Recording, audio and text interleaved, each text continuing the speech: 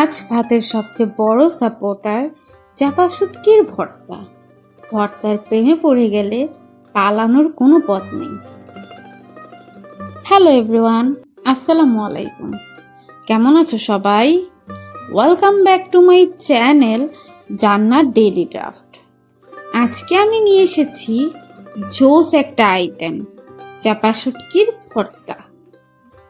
আজ বানাবো আমার শ্বশুরবাড়ির স্টাইলে হাতে ছেঁচে ভর্তা। তো শুটকি প্রেমীদের জন্য চলো শুরু করা যাক। ফার্স্টে আমি কিন্তু নিয়ে নিয়েছি সব ইনগ্রেডিয়েন্টস।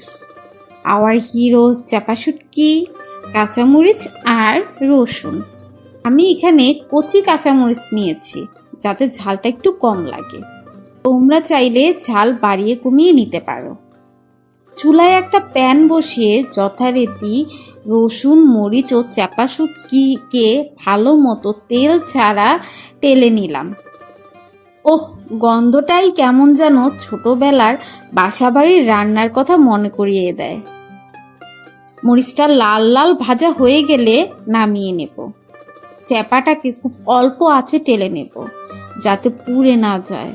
খুব আস্তে আস্তে সাবধানে টেলে নিতে হবে।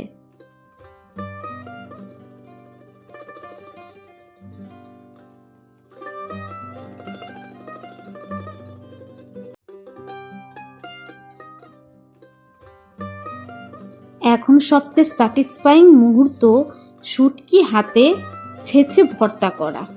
আমি এখানে সবগুলো একসাথে মিক্স করে কিছুটা লবণ দিয়ে আদা বাটার মতো ছেঁচে নিচ্ছি। এই রেসিপিটা খুবই সহজ। যারা পাটায় বাটতে পারে না তাদের জন্য তো এইটা একটা সিক্রেট ট্রিক।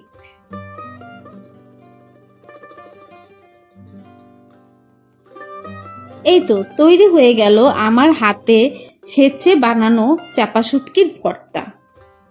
গরম ভাতের সাথে এক কামড় নিলে আহা, সেই শান্তি। আজকের জন্য এ পর্যন্ত। আল্লাহ হাফেজ।